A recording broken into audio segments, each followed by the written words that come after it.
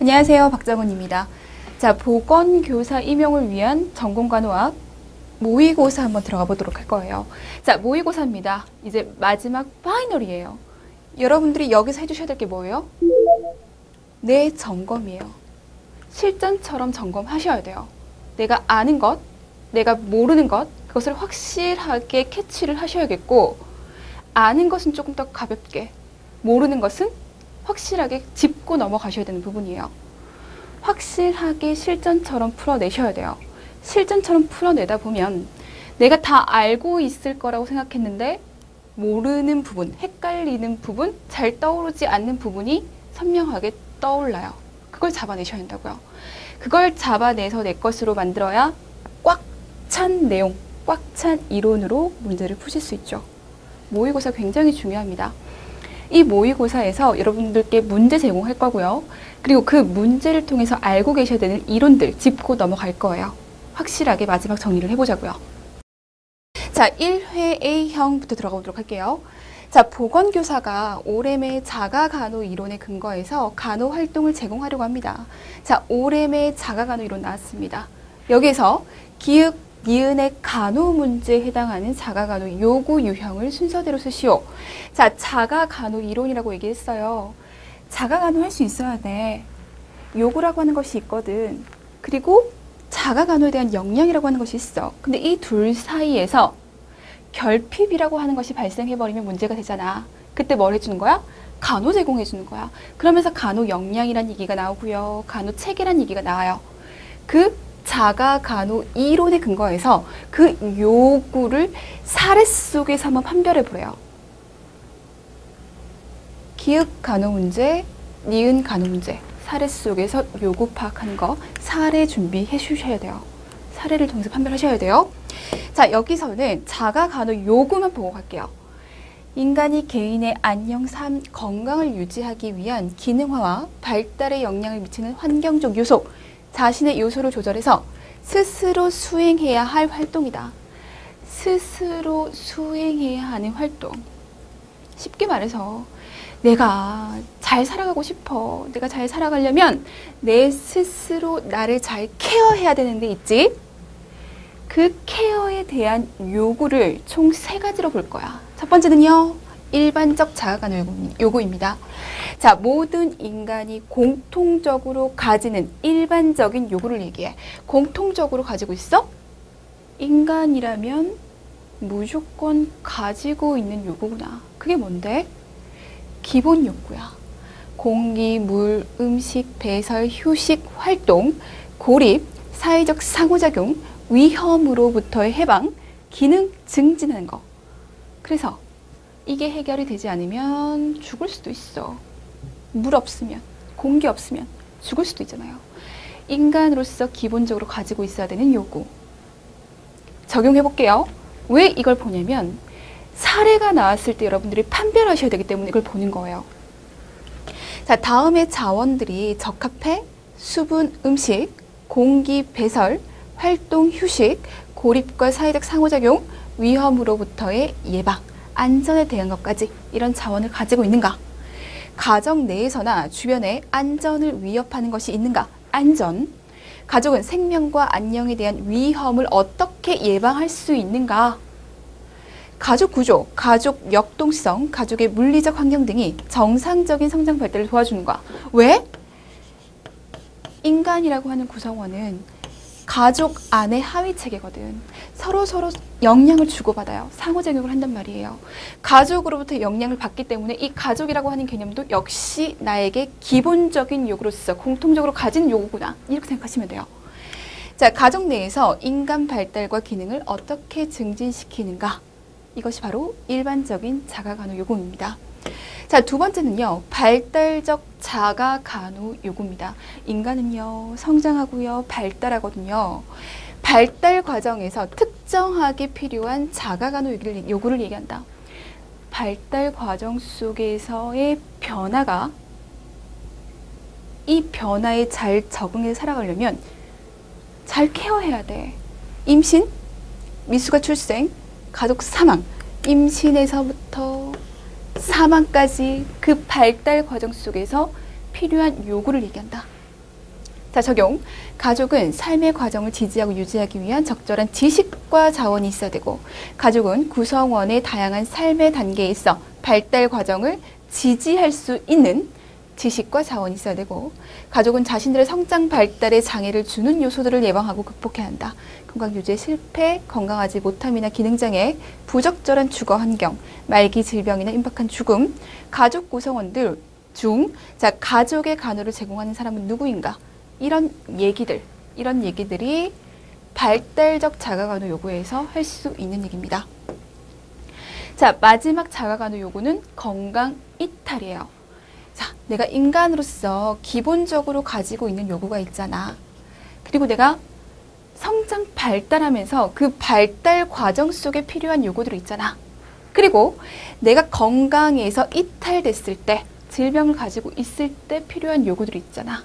그걸 얘기할 거예요. 자, 질병 상태, 진단받은 것, 치료와 관계된 비정상적인 상태에 대한 자가간호 요구입니다. 질병으로 인해서 내가 지금 비정상적 상태야. 그때 필요한 요구들, 자아상의 정립, 일상생활 과정의 변화, 건강 이탈로 인한 진단이나 치료에 대한 대처, 새로운 생활에 적응, 정상적인 것에서 벗어나는 것을 건강 이탈 자가간호 요구라고 생각하시면 됩니다. 자, 적용.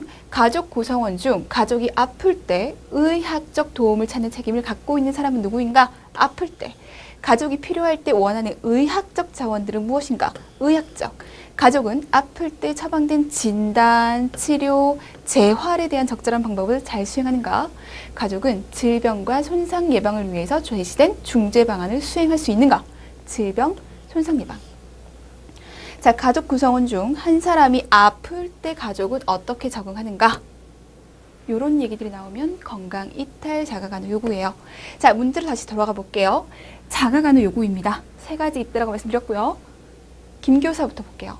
자, 김교사의 남편은 6개월 전에 갑자기 뇌졸중으로 쓰러져 편마비로 거동이 불편해서 항상 누워지는데요.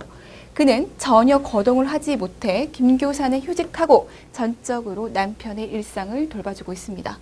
김교사는 남편을 거의 혼자서 돌보기 때문에 여가 활동을 거의 하지 못하고 매우 지쳐 있어요. 자, 여기서 포인트는 김교사의 간호 문제라는 겁니다. 자, 포인트 잘 잡으셔야 돼요. 지금 아프다는 얘기가 나왔고요. 김교사의 문제가 나왔어요. 김교사의 남편의 자가간호 요구와 김교사의 자가간호 요구가 다르다고요. 포인트 잘 잡으세요. 자, 김교사의 문제입니다. 자, 김교사의 문제. 남편을 거의 혼자서 돌봐요. 여가 활동 못해요. 그래서 매우 지쳐 있어요. 이게 지금 문제잖아요. 이 문제를 어떤 자가간호 요구랑 연결시키실 거예요. 자, 거의 남편을 거의 혼자서 돌보기 때문에 여가 활동을 거의 하지 못하고 있다. 여가 활동을 거의 하지 못해 일반적 자가간호 요구 중 고립 그리고 사회적 상호작용이 없는 것, 여기에 관련되어 있고, 자, 매우 지쳐 있습니다. 일반적 자가간호 요구 중 활동과 휴식과 관련된 얘기예요. 일반적 자가간호 요구가 있다. 이렇게 얘기를 해주시면 되겠고요. 자, 니은 간호 문제 최교사로 가볼게요. 자, 최교사는 얼마 전부터 두통이 있었고 어지러워서 보건소에 들렸더니 혈압이 170에 96이라고 했어요. 170에 96, 이거 해석하실 수 있으시겠어요? 고혈압 중에서도 굉장히 높은 단계의 고혈압이죠. 자, 고혈압이라고 했어요. 이 두통이 아무래도 고혈압으로 인해서 나타난 하나의 증상인 것 같아요. 자, 현재는 증상이 없어서 약은 먹지 않고 있고, 고혈압인데 약을 먹지 않으면 문제가 되죠. 이곳에서 권하는 민간요법을 하고 있어요. 자, 지금 고혈압이야. 정상에서 벗어난 상태야. 그런데 제대로 된 치료를 하지 아니하고 이상한 방법 사용하고 있어.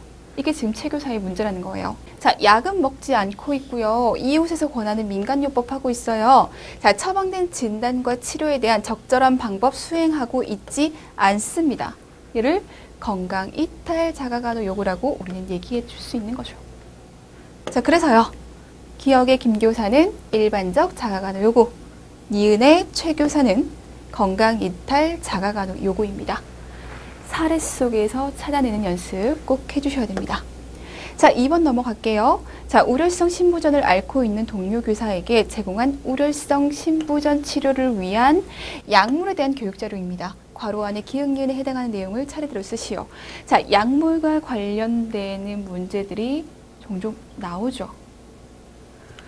중요한 질환에 대한 약물들, 자주 사용하는 약물들 꼭 기억하고 계셔야 돼요. 자, 이 약물들의 작용 기전은 뭐야? 그럼 얘를 어디다 쓸 건데 그 적응증? 근데 혹시 부작용은 없어? 그 부작용까지 기억을 해 주셔야 돼요. 중요한 질환에 대한 약물은 꼭 정리해서 기억하도록 하자. 자, 신부전에 대한 약물의 치료적 접근입니다. 자, 신부전이라고 했어요. 신부전이야. 심장이 제대로 기능을 하고 있지 못한 상태야. 왜? 우렬돼서 심장이 제대로 기능을 하고 있지 못해. 근데 왜 우렬된 건데? 이렇게 생각하셔야죠. 왜 우렬이 됐어? 심장이 기능을 못해서 우렬됐어. 서로 연관이 있습니다. 자, 심장이 제대로 수축력을 써서 수축작용을 해서 심장 밖으로 혈액을 내보내야 되죠.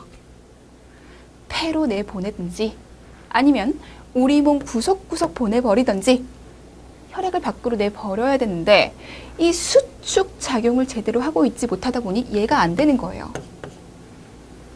그럼 생각해봐요. 나가지 못했어. 우렬될 거예요. 들어올 혈액이 들어오지 못해. 우렬될 거예요. 폐에서 들어와야 돼. 들어오지를 못해. 우렬될 거예요. 얘 폐로 나가잖아요. 못 들어가요. 우렬돼요? 우렬돼요? 우리 몸을 돌고 돌아온 혈액들이 들어가야 되는데 못 들어가요.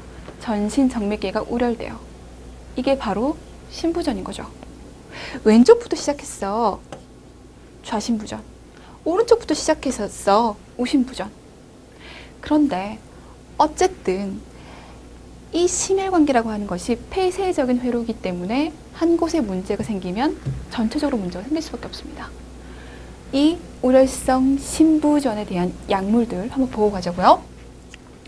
자, 안지오텐신 전환효소 억제제입니다. 만성 우렬성 신부전에 있어서 심박출량은 후부하에 의존하고 있기 때문에 안지오텐신 전환효소 억제제를 사용하는 동안에 전신혈관 저항의 감소는 심박출량의 증가를 유도한다. 지금 심박출량이 굉장히 감소되어 있는 상황이에요. 그죠? 그러면 심박출량을 증가시키기 위해서 약물을 사용하는데 안지오텐신의 전환을 막겠대요. 보세요. 안지오텐신 1이 있고요. 안지오텐신 2가 있어요. 1이 2로 바뀌는 데는 효소가 필요하다고요. 근데 이 효소를 억제함으로 인해서 안지오텐신 2가 작용을 하지 못하도록 할 거예요. 그럼 안지오텐신 2가 하는 일이 뭔데? 얘는 있잖아요. 혈관을 수축시키고요. 그리고 알도스테론의 분비를 증가시켜서 수분, 소듐 재흡수하는 역할을 할 거예요. 그럼 생각해 보시라고요. 지금 우혈되어 있는 상황이고 그런 상황에서 혈관을 더 수축시켜 버리면 자, 혈관이 수축됩니다. 혈관이 수축된다는 얘기는 그만큼 저항이 세진다는 얘기죠. 저항이 세져 버려요. 여기에 있던 혈액이 밖으로 더 못 나온다고요. 이것을 우리는 후부하가 증가됐다라고 얘기를 해요. 그러면 안지오텐신 2가 전혀 좋은 상황이 아니잖아. 나오기 전혀 좋은 상황이 아니에요. 얘를 막기 위해서 얘 효소 억제에서 얘 작용하지 못하도록 하는 거 너무너무 중요하죠. 혈관 수축하지 못하도록 하자. 혈관이 수축되게 되면 저항이 더 많이 걸리고 저항이 많이 걸린다는 것은 후부하가 강해진다는 거고 더 증가한다는 거고 후부하가 증가하게 되면 더욱더 심장에서부터 박출되는 혈액의 양이 감소할 테니 얘 되지 않도록 안지오텐신 전환효소 억제제를 주자라고 얘기하는 겁니다. 캡토프릴 대표적이죠. 자, 같은 맥락이에요. 안지오텐신 수용체 차단제입니다. 안지오텐신이 그 역할을 하지 못하도록 수용체와 결합하는 것을 막아버려. 결합해야 얘가 역할을 할 텐데. 얘랑 결합하지 못하도록, 만나지 못하도록 차단해버리니 얘가 기능을 못하는 거죠. 자, 혈관벽에 존재하는 안지오텐신2 수용체를 차단해서 혈관을 확장시키고 인유를 증가하고 혈관 저항을 낮춰 신부전을 예방할 거야 라고 하는 얘기입니다. 안지오텐신을 이해하면 어렵지 않게 이해할 수 있어요. 코오잘 대표적이에요. 자, 기억, 카테콜라민의 작용을 직접 억제한대요. 그럼 바로 나와야죠. 뭔가를 지금 차단하고 있다는 얘기예요. 심장 부담을 경감시킬 거야. 그런데 메토프로롤이라고 하는 대표적인 약물이 나왔거든요. 비소프로롤 나왔거든요. 뭐예요? 베타 차단제 얘기하는 거죠. 베타 교감신경 차단제를 얘기합니다. 카테콜라민의 작용을 직접 억제하겠다. 자, 이뇨제예요. 지금 우리 몸에 우열이 가득 되어 있는 상황이에요. 우열이 가득 되어 있는 상황이에요. 나가지도 못해요. 그럼 생각해 볼게요. 아까 안지오텐신과 관련된 얘기를 하면서 호부화를 감소시키려고 했어요. 그러면 이제 전부화를 한번 감소시켜 보자고요. 얘가 저항과 관련이 되어 있다면 이 전부화는 우리 몸을 돌고 들어오는 혈액의 양과 관련이 되어 있죠. 지금 우열이 굉장히 되어 있는 상황이야. 그런데 많은 혈액이 여기로 들어오려고 노력을 해. 좋을 게 없다고요, 지금. 심박출이 안 되는 상황에서 들어오려고 해. 전체적으로 오래돼 있어. 문제가 되잖아요. 그럼 이 전부화를 감소시키기 위해서 어떻게 하자고요?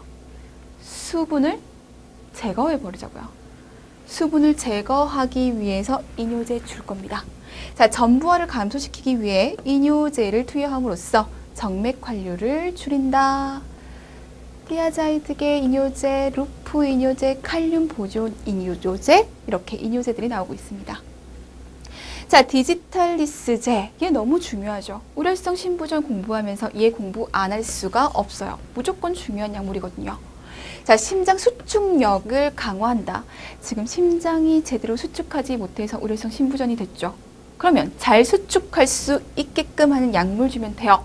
그래서 우리는 강심제라고 얘기합니다. 자, 심장 수축력을 강화하면서 심박동수는 감소시키고 박동량과 심박출량이 증가하게끔 한다. 이게 강심제의 역할이에요. 자, 보세요. 심박출량이 감소했단 말이에요. 그럼 우리 조직, 우리 세포는 야, 지금 나에게 필요한 산소를 제대로 제공해주고 있지 못해. 문제가 되는 상황이야. 그러려면 첫 번째 보상기전으로 빈맥이 생겨나요. 왜냐면 심박출량은 박동수 곱하기 박동량이잖아요. 근데 지금 박동량이 감소가 됐어요. 그래서 심박출량이 감소가 됐단 말이에요. 그럼 얘를 보상하기 위해서는 심박동수를 올린단 말이에요. 그럼 얘가 수축을 제대로 못하면서 굉장히 빨리 뛰어요. 효과적이지 못하죠. 그러지 말고 빨리 뛰는 힘을, 빨리 뛸 때 필요한 에너지를 좀 모았다가 한꺼번에 쭉 짜주자. 쭉 짜주자. 그래서 심박동수를 감소시키고 박동량을 늘려버리자. 그래서 결과적으로 심박출량을 증가시킬 수 있도록 해주자 라고 하는 게 강심제, 디스탈리스제입니다. 니은의 경우 디스탈리스 독성 위험이 있다라고 되어 있죠. 디스탈리스가 굉장히 도움이 되는 약물이면은 틀림이 없지만 독성 있어. 독성 작용을 해. 그런데 이런 독성 작용이 어떠한 상황에서 더욱더 심해지거든. 어떤 상황이요? 저칼륨 혈증이에요. 저칼륨 혈증이 있는 상황에서 디스탈리스의 독성 증상은 더욱더 위험하게, 더욱더 심하게 나타납니다. 그래서 디스탈리스제를 주기 전에 저칼륨 혈증인지 아닌지를 확인해 주셔야겠고요. 그리고 하나 더 확인해 주셔야 돼요. 뭐요? 심박동수를 감소시킬 거라고 얘기했어요. 그러면 이 사람이 심박동수가 감소되어 있어. 근데 얘를 또 줘. 그럼 문제 반드시 일어나죠. 그렇기 때문에 심박동수를 얘 주기 전에 확인을 해주셔야 돼요. 뭐를 통해서 확인할 수 있죠? 맥박 통해서 확인할 수 있죠. 어쨌든 심박동수 그리고 저칼륨 혈증 얘네 두 개를 확인하고 얘를 주셔야 돼요. 자, 혈관 확장제. 말초 혈관의 평활근을 이완시키고 전신 혈관 저항을 낮춰서 과도한 전부와 후부하를 감소시킬 수 있다. 혈관을 확장시킵니다. 자, 혈관을 확장시키면요. 저항, 후부하를 감소시킬 수 있죠. 혈관을 확장시켰어. 그럼 돌아오는 혈류량을 감소시킬 수 있어요. 그럼 전부하를 감소시킬 수 있어요. 후부하를 감소시키고 전부하를 감소시킴으로 인해서 심장의 기능을 조금 더 잘할 수 있도록 심장의 부담을 감소시켜주겠다. 이런 개념으로 가주시면 됩니다. 나이트레이트가 대표적인 약물이죠. 자, 혈관 확장제까지입니다. 자, 우울성 신부전의 약물들 꼭 정리해 주셔야 돼요. 자, 3번입니다. 다음은 유전질환과 관련된 교육자료의 일부입니다. 괄호 안에 기응니은에 해당하는 질환명을 차례대로 쓰시오라고 되어 있습니다.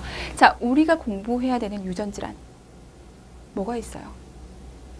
염색체 이상으로 나타나는 유전질환들 있죠. 꼭 정리하셔야 돼요. 자, 유전질환 봤더니 염색체 나오고 있고요. 증상들을 좀 보여주고 있어요. 이 염색체와 관련된 얘기들 좀 해보도록 하죠. 자, 염색체 이상으로 인한 유전질환. 대표적으로 우리가 공부하는 게 다운 증후군. 자, 염색체는요. 총 46개죠. 44개의 상염색체와 2개의 성염색체를 가지고 있습니다. 44개, 우리가 22쌍이라고 얘기를 해요. 2개씩 짝을 이루고 있다는 얘기예요. 자, 2개씩 짝을 이루고 있어. 그래서 총 22쌍을 가지고 있고 XX건 XY건 성염색체를 가지고 있어. 그래서 총 46개야. 이게 기본인데. 자, 보세요. 자, 다운 증후군은 3개야. 뭐가? 21번이 3개야. 아니, 1번이든 2번이든 3번이든 20번이든 21번이든 22개여야 하잖아요. 22쌍이니까. 근데 이거 3개래요. 21번의 염색체가 3개가 있었어. 이 얘기예요. 이 비정상이죠. 그건 우리가 다운 증후군이라고 얘기합니다. 자, 47개야. 왜? 2개 있어야 되는 게 1개 더 있잖아. 3개잖아요. 그러면 총 47개가 될 거고요. XY일 수도 있고 XX일 수도 있죠. 남자일 수도 있고 여자일 수도 있고 성염색체는 문제가 되는 것이 아니고 21번 상염색체가 2개가 있어야 되는데 3개가 있는 거야. 그로 인해서 나타나는 주요 임상적인 증상은 자, 뇌의 발달 지연으로 호두가 평평하고 안내각상의 주름, 작은 귀와 코, 불쑥 내민 혀, 근육이완증, 넓고 짧은 손, 몽뚱한 손가락, 손바닥에 나타나는 횡주름, 엄지발가락 사이의 공간이 넓고 발이 뭉뚝하고 심장결손이 있고 정신지체가 있고 다양한 수면명을 가지고 있다. 심장결손을 대부분 가지고 있기 때문에 수명이 그리 길지 않다라고 얘기를 하죠. 자, 어쨌든 우리가 외모만 봐도 다운 증후군일 것 같아 예상해 볼 수 있어요. 특징적인 증상들이 외모로 나타난다는 거죠. 기능적인 문제 당연히 나타납니다. 다운 증후군 무조건 A급 잡아주셔야겠고요. 몇 번이 몇 개인데 그래 증상이 어떻게 나타나는데 무조건 기억해 주셔야 됩니다. 자, 18번 염색체가 몇 개? 3개야. 47개고 남자일 수도 있고 여자일 수도 있어. 우리 이것을 에드워드 증후군이라고 얘기를 할 겁니다. 자, 이 에드워드 증후군의 주요 임상 증상을 보면요.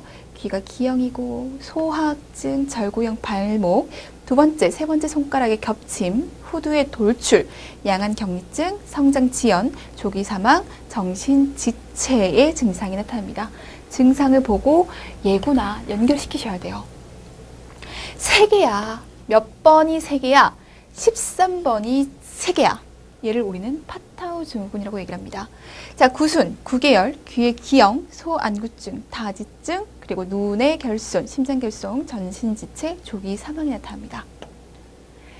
자, 클라인펠터 증후군 47개야. 근데 지금 번호가 안 적혀 있죠. 그럼 상염색체의 문제가 아니라는 거예요. 성염색체의 문제가 있어. XX거나 XY여야 하는데 XXY가 됐어요. X가 하나 더 붙어버린 거죠. 그런데 Y가 붙어 있다는 얘기는 얘의 성별은 남자라는 거죠. 남자로 결정이 되어 있습니다. Y가 붙었기 때문에 남자로 결정이 되어 있는데 지금 X가 하나 더 붙어서 좀 더 여성성을 가지고 있다는 거예요. 그것을 우리는 클라인펠터 증후군이라고 합니다. 자, 표현형은 남성이에요. 그런데 여성의 성격이 좀 더 강해집니다. 그래서 안드로겐의 생산이 감소되게 된다. 그러니까 남성 호르몬이잖아요.